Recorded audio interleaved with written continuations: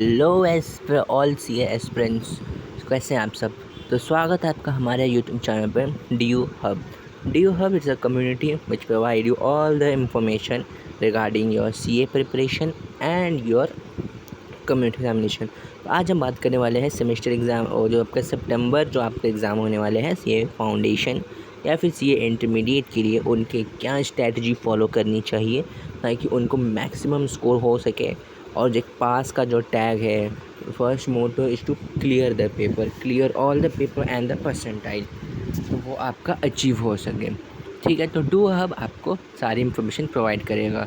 अब हम देखने वाले हैं कि कौन सा टाइम टेबल आपको फॉलो करना चाहिए which will be going to be helpful for you in the upcoming September examination. भाई केवल 30 दिन बचे हैं, लास्ट के 30 डेज जितना रगड़ सकते हो रगड़ दो, क्योंकि यार 1 बजे आप पेपर दे दोगे ना, तो उससे आप मतलब सोचो कि हम अगले अटैम्प्ट देंगे, तो आपके माइंड पे इतना mental pressure, anxiety, depression, stress लाएगा ना कि मैं बता नहीं सकता। ठीक है, तो इससे बढ़िया एक ही पेपर दो, लेकिन वो अच्छे से दो। तो हमें कौन कौन से टाइम टेबल फॉलो करने चाहिए, हमें पता तो सबको है कि पढ़ाई करनी है, लेकिन किस तरीके से पढ़ाई करनी है वो ज़्यादा इम्पोर्टेंट रहता है आपके लिए। तो देखो, मैं आपको बता रहा हूँ कि कैसे क्या क्या टाइम टेबल आपको फॉलो करना है।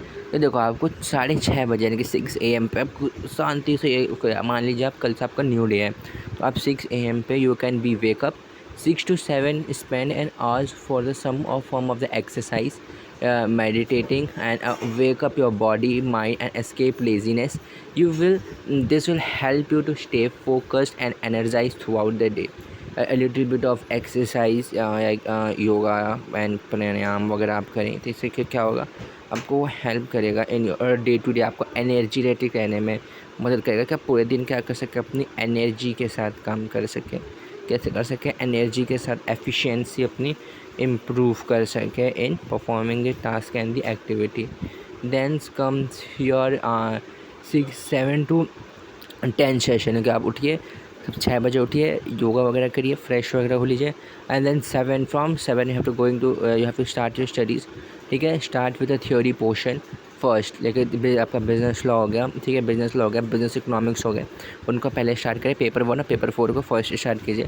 ठीक है, it is a well known that fact your mind are more active in the morning, more आपके माइंड ज़्यादा एक्टिव रहेगा। So in the best time to tackle the theory based subject को आप सुबह सुबह निपटा लो 10 बजे तक। 10 बजे के बाद क्या करो भैया, ब्रेक लो 10 से 11, मस्त अपना सिंचैन, पोगो, डोरेमोन यानी कि जो भी आपको देखना है देखो। ठीक है, देखो 1 घंटा खाओ पियो, ब्रेकफास्ट वगैरह करो 10 से 11 बजे तक। 11 बजे के बाद फिर अपना आ जाओ, अब आप अपने प्रैक्टिकल सब्जेक्ट पे फोकस करो, प्रैक्टिकल सब्जेक्ट पे, जैसे आपका मैथ्स और अकाउंट्स, उसको लेकर बैठो 1 बजे तक या 2 बजे तक आराम से लेकर बैठो। या तो यहाँ पे आप जो मैंने टाइमिंग लिखी है ना, यहाँ पे 1 बजे तक की लिखी हुई है, तो आप क्या कर सकते हो ना, 1 बजे ना करके आप ऐसा कर सकते हो कि ना इस टाइमिंग को, जो ये वाला है लंच टाइम है, इसको आप 1 घंटे का कर लो 2 घंटे के बदले, और मस्त आप एक स्मॉल नैप लो दोपहर में, और अपनी तैयारी को और बेहतरीन करने के लिए खाओ पियो सो जाओ। क्योंकि यार देखो, जब आप ना पढ़ते रहोगे ना, तो आपका माइंड है बहुत थक जाए। जब आप सुबह उठ, अब तो 6 बजे बच्चे उठा, उसने पढ़ाई करी 2 घंटे थ्योरी, फिर उसने 1-2 घंटा प्रैक्टिकल कराया, तो माइंड वो थक जाएगा। तो आप क्या करो, खाओ पियो सो जाओ, फिर उठो आप 3 बजे।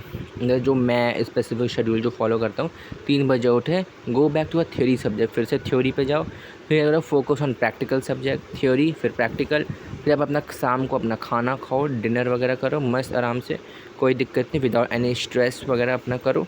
ठीक है, डिनर वगैरह करो, और उसके बाद क्या करो, रिवाइज़ जो अभी आपने दिन भर में पढ़ा, अपने दिनचर्या में जो भी आपने सब्जेक्ट पढ़े हैं उसको रिवाइज़ करो, और 10 बजे आप सोने चले जाओ।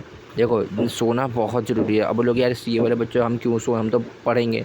अरे भाई पढ़ोगे तो तब, एक बच्चा है जो कम पढ़ के भी जितने नंबर लेके आके वो पास हो जा रहा है, और तुम 10-10 घंटे पढ़ के भी लुढ़के पड़े हो।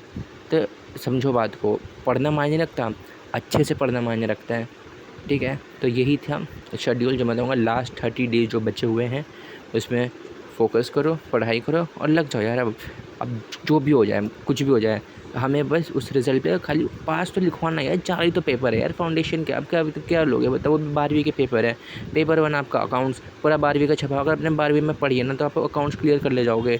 बचे क्या, मैथ और वो इकनॉमिक्स और आपका लॉ में आपको रट्टो, मैं ये बोलूँगा याद करो, learn as much as theory return practice and requirement, ठीक है। फिर आपका आएगा जी फाइनेंशियल इज़ मेनली, ठीक है।